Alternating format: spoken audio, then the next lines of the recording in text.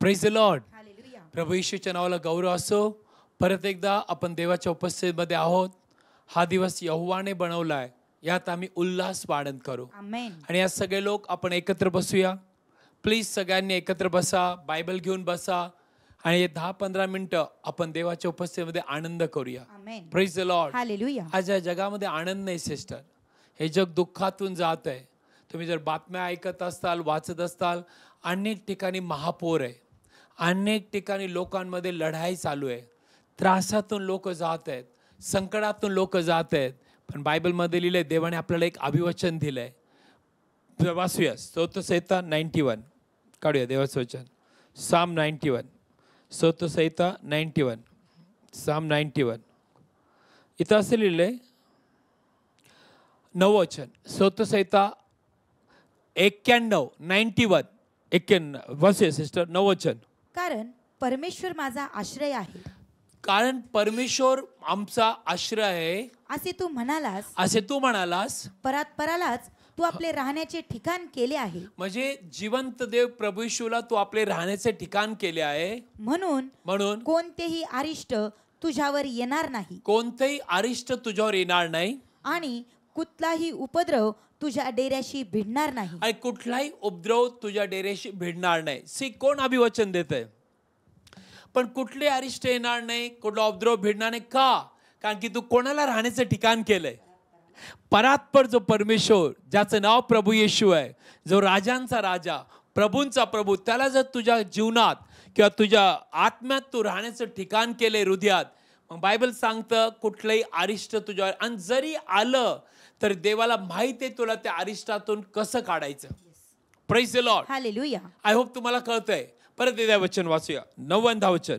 कारण परमेश्वर माझा आश्रय आहे, परमेश्वर माझा आश्रय आहे असे तू म्हणालास. असे तू म्हणालास. परात्परालाच तू आपले राहण्याचे ठिकाण केले आहे. परात्परला तू आपले राहण्याचे ठिकाण केले, म्हणून हा. कोणतेही अरिष्ट तुझ्यावर येणार नाही. See, देव आपल्याला अभिवचन देतोय, कुठले अरिष्ट तुझ्यावर येणार नाही, आणि कुठलाही उपद्रव तुझ्या डेऱ्याशी भिडणार नाही. एकच कारण आहे, कुठला उपद्रव, कुठला अरिष्ट येणार नाही. कारण परात्पर जो देव प्रभू येशू, त्याला तू राहण्याचं ठिकाण केलं. आमेन. हालेलुया. हालेलुया. ज्यावेळेस देवा स्वर्गातील देव तुमच्यात राहायला येतो, मी नेहमी सांगतो, तुम्ही 100% सुरक्षित आहात.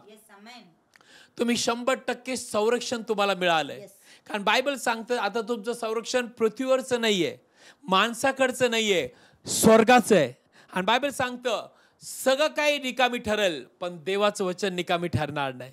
हालेलुया. हालेलुया. मी लोकांना नेहमी सांगतो, प्रभू येशूला तुम्ही राहण्याचं ठिकाण केलंय का? आणि जर तुम्ही प्रभू येशूला राहण्याचं ठिकाण केलंय, तर तुम्ही साधे नाहीये, तुम्ही देवाच्या छायेत राहणार आहे. आमेन. देवाच्या परात्पराच्या हाताखाली राहणारे आहात. मग असं लिहिले स्तोत्रसंहिता 36 मध्ये. प्लीज या देवाचं वचन वाचूया. साम 36. स्तोत्रसंहिता 36 मध्ये आपण आहोत. प्लीज वाचूया. ऐका 7 वचन. हे देवा, तुझी प्रेमदया कितीतरी मौल्यवान आहे. ओके. म्हणूनच मनुष्याची संताने तुझ्या पंखाच्या छायेखाली आश्रय घेतात. सगळ्यात महत्वाचं आहे की देवाची प्रेमदया सगळ्यात महान आहे. आमेन. आणि त्या देवाच्या पंखाखाली सगळ्यांना आश्रय आहे. Yes. तुम्ही कुठल्याही जातीचे असा, कुठले धर्माचे असा, देव जात किंवा धर्म पाहत नाही. पण जो कोणी परात्परला म्हणजे प्रभू येशूवर विश्वास ठेवतो आणि प्रभू येशूला म्हणतो माझ्या हृदयात ये, बायबल सांगतं देव म्हणतो मी त्याचं रक्षण करणारा देव. Amen. Praise the Lord. Hallelujah. Hallelujah. Hallelujah. म्हणून लक्षात ठेवा, प्रभू येशूमध्ये जर तुम्ही आहात आणि नसाल तर आज संधी आहे प्रभू येशूमध्ये यायची. पुढे असलेले वाचूया. तुझ्या घराच्या विपुलतेने हा. ती अगदी तृप्त होतील. म्हणजे देवाच्या घराच्या विपुलतेने तुम्ही तृप्त व्हाल. तुझ्या आनंदाच्या नदीतून तू त्यांना पाजशील. देवाकडे आनंदाची नदी आहे. Amen. What a great thing. Hallelujah. देवाकडे कुठली नदी आहे? आनंदाची. आणि बायबल सांगतं देव रोज त्या आनंदाच्या नदीतून आनंदाचं पाणी, जीवनाचं पाणी तुला पाजेल. पुढे असलेलं आहे.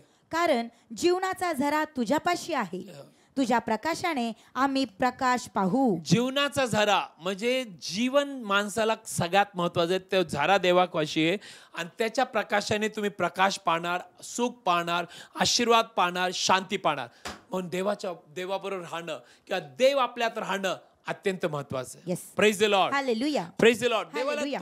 देवाला तुमच्या भिंतीवरती किंवा तुमच्या कपाडात नाही तिथे नाही राहायचं. देवाला तुमच्या हृदयात राहायचंय. कारण देव आत्मा आहे. आमेन. आणि ज्यावेळेस देव तुमच्यात राहतो, लक्षात ठेवा, एक गोष्ट नेहमी लक्षात ठेवा, तुम्ही सुखी लोक आहात. Hallelujah. Hallelujah. Praise the Lord. Hallelujah. म्हणून बायबल सांगतं परमेश्वराचे नाव बळकट किल्ला आहे आणि न्यायी त्यात धावून जातो आणि सुरक्षित राहतो. आमेन. पण मी मागे देखील सांगितलं होतं, एक दिवशी मला एक व्हिडिओ क्लिप आली आणि त्या क्लिपमध्ये मी असं पाहिलं, एक कोंबडी आहे आणि तिला अनेक पिल्लं झालेत आणि ती कोंबडी एका खुराड्यामध्ये एका ठिकाणी तिला ठेवलेलं आहे.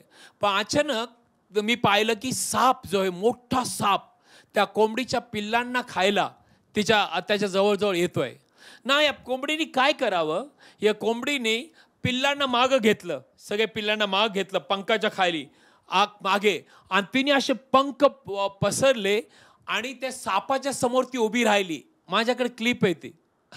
आणि साप काय करायचा, जवळ यायला लागला की ती कोंबडी त्या सापाला चोच मारायची आणि तो साप मागे जायचा. आणि तो साप असा फणा मारायला गेला की कोंबडी आपले पंख पुढं करायची. आणि कशासाठी करत होती? पिल्लांसाठी. कारण तिच्या पंखाखाली कोण होते? पिल्ल होते. तिला कोणाला वाचवायचं होतं? पिल्लांना. कोणाला सापापासून तिला लांब ठेवायचं होतं? पिल्लांना. आणि बायबल सांगतं तोच देव जो आपला बाप आहे, ज्याचं नाव प्रभू येशू आहे, तो आपल्या पंखाखाली आपल्याला ठेवणार आहे. बोलो येशू मसीह की. आणि बायबल सांगतं की ज्यावेळेस तुम्ही त्याच्या पंखाखाली आहात, कुठला शैतान, कुठला दुरात्मा, कुठला कोणीच तुम्हाला मारणार, मरण बी वेळेच्या अगोदर येणार नाही, कारण तुम्ही देवाच्या पंखाखाली आहात. परात्पराला तुम्ही राहण्याचं ठिकाण केलंय. बायबलमध्ये काय लिहिलंय? प्लीज कृपाकूड ऐका. जर तुम्ही प्लीज अनुवादमध्ये आलात, या अनुवादमध्ये येऊया आपण. काय लिहिलं ऐका, देवाचं वचन. तुम्ही अनुवादमध्ये आलात, हां प्लीज कृपाकूड ऐका. अनुवाद, आणि आय थिंक सो अनुवादमध्ये आपण आहोत. आणि बायबल असं सांगतं देवाच्या वचनामध्ये, अनुवाद 8वा अध्याय, अनुवाद 8वा अध्याय. काय लिहिलंय? प्लीज वाचूया पहिलं वचन. जी सर्व आज्ञा मी आज तुला आज्ञापितो ती आचार्याला तुम्ही ती पाळा, अशासाठी की तुम्ही जगावे व बहुत व्हावे, आणि जो देश परमेश्वराने तुमच्या पूर्वजांना शपथेने देऊ केला त्यात तुम्ही जाऊन तो वतन करून घ्यावा. ना बायबल सांगतं देवाची इच्छा होती की त्याच्या लेकरांनी तो देश वतन करून घ्यावा. पुढचं वचन. आणि परमेश्वर तुझा देव याने तुला नम्र करायला आणि तू त्याच्या आज्ञा पाळशील किंवा नाही याविषयी तुझ्या हृदयात काय आहे ते हे जाणण्याची तुझी परीक्षा करायला ही 40 वर्ष रानात ज्या मार्गाने तुला चालवले आहे त्या सर्वांची तू आठवण ठेव. आणि रानातून ते चालत होते, पण बायबल सांगतं ते एकटे नव्हते, देव त्यांच्यावर होता. पुढे असलेले वाचूया, ऐका देवाचं वचन. त्याने तुला नम्र केले व तुला भूक लागू दिली, आणि जो मान्ना तुला ठाऊक नव्हता व तुझ्या पूर्वजांनाही ठाऊक नव्हता तो तुला खाऊ घातला. ना बायबल सांगते इस्रायल लोकांविषयी. ऐका, ज्यावेळेस देवाने त्यांना इस्रायल लोकांना बाहेर काढलं, देवाने त्यांना एकटं नाही सोडलं. देव म्हणतो मी तुझ्यावर होतो, तू मान्ना खाल्ला, तुझे पाय सुजू नाही दिले, तुला रात्रंदिवस रात्री अग्निस्तंभात दिवसा मेघस्तंभात होतो. आणि पण सगळ्यात शेवट असं लिहिलेलं आहे की देव त्यांना त्याच्या खांद्यावरती किंवा पंखावरती चालत होता. वाचूया, माझी इच्छा हे वचन वाचा. अनुवाद 32व्या अध्यायामध्ये आपण आहोत. हा प्लीज ऐका, देवाचं वचन खूप महत्वाचं वचन आहे. अनुवाद 32व्या अध्यायामध्ये आपण आहोत. ऐका देवाचं वचन, वाचूया. मिळालं? अनुवाद 32वा अध्याय 9 वचन प्लीज वाचूया. कारण परमेश्वराचा विभाग म्हणजेच त्याचे लोक. देवाचा विभाग म्हणजे तुम्ही आणि मी आहोत. वाचूया. याकोब हाच त्याच्या वतनाचा वाटा आहे.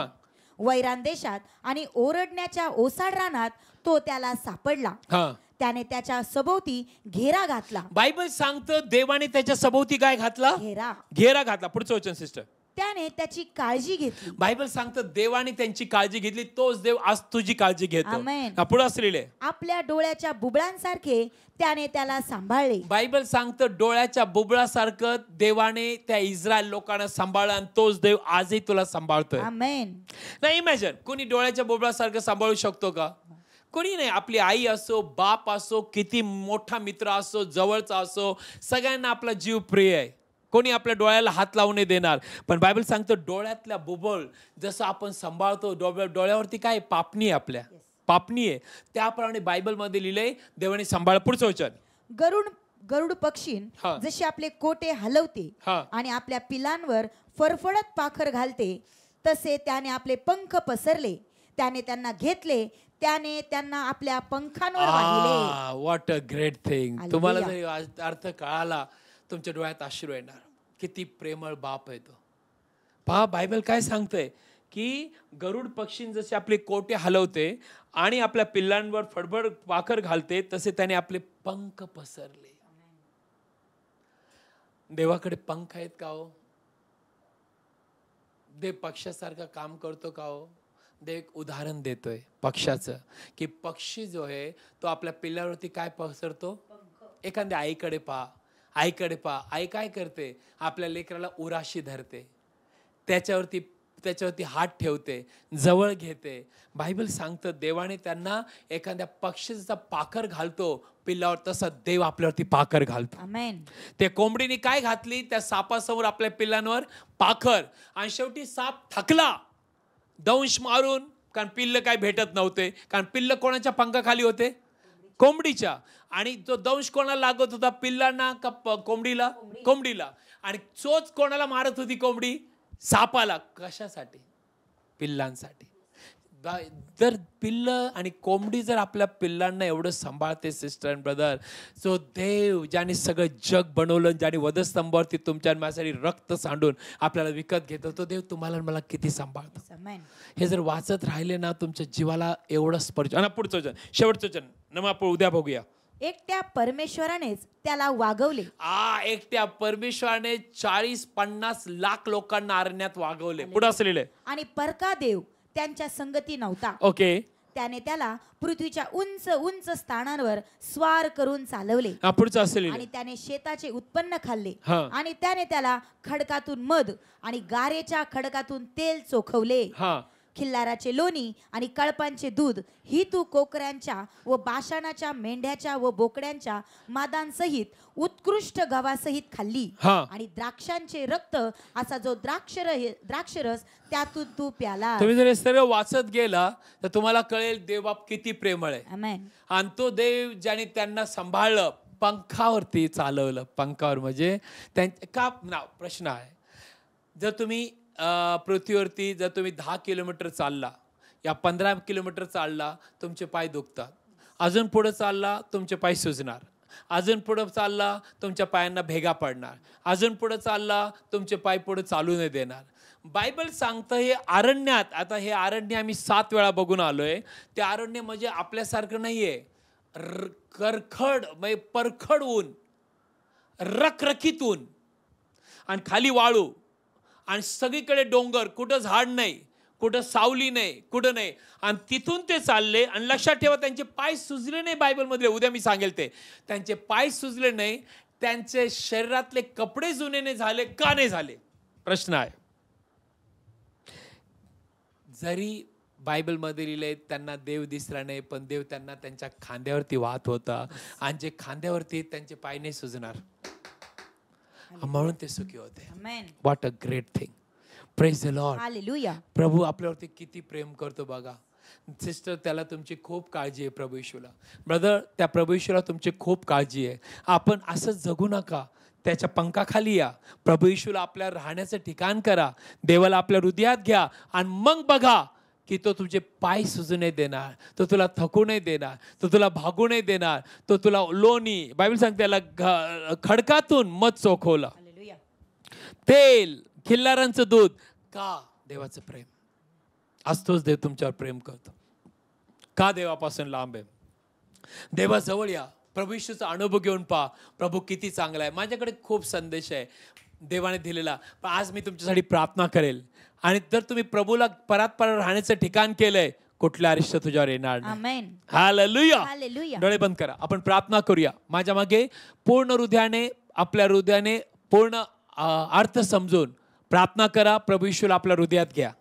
माझ्या मग म्हणा, प्रभू येशू, प्रभू येशू, मी पूर्ण हृदयाने मी पूर्ण हृदयाने तुझ्यावर विश्वास ठेवतो. तुझ्यावर विश्वास ठेवतो. तू जिवंत देवाचा पुत्र तू आहे. जिवंत देवाचा पुत्र आहे. प्रभू येशू, प्रभू तू येशू, माझ्यासाठी तू आला, माझ्यासाठी आला, माझ्यासाठी प्राण दिला, माझ्यासाठी प्राण दिला, तिसऱ्या दिवशी तिसऱ्या दिवशी पुन्हा उठला, पुन्हा उठला, असा माझा विश्वास आहे. असा माझा विश्वास आहे. प्रभू येशू, प्रभू येशू, तूच माझा तारणारा देव, तूच माझा तारणारा देव, माझ्या हृदयात ये. माझ्या हृदयात ये. मी आज प्रभू येशू प्रभू येशू तुझ्यावर विश्वास ठेवल्यामुळे, तुझ्यावर विश्वास ठेवल्यामुळे सार्वकालिक जीवन माझ्या हृदयात मी स्वीकारतो. माझ्या हृदयात मी स्वीकारतो. मी कबूल करतो. मी कबूल करतो. मी जिवंत देवाचे लेकरू आहे. जिवंत देवाचे लेकरू आहे. प्रभू येशूच्या नावात, प्रभू येशूच्या नावात माझं तारण झालं. माझं तारण झालेलं आहे. आमेन. आमेन. प्रेयर करूया. हात ठेवा आपल्या आजारी भागावर.